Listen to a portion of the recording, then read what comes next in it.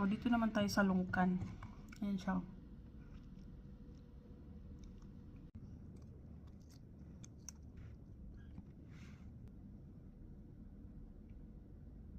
Tikman na natin.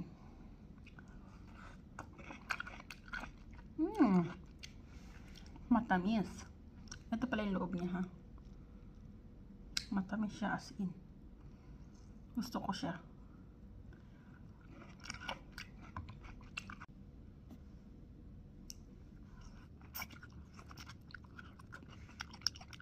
Gusto ko siya kasi matamis.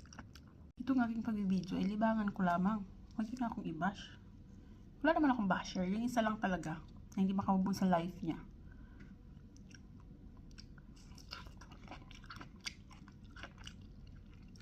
Nasa abroad kami.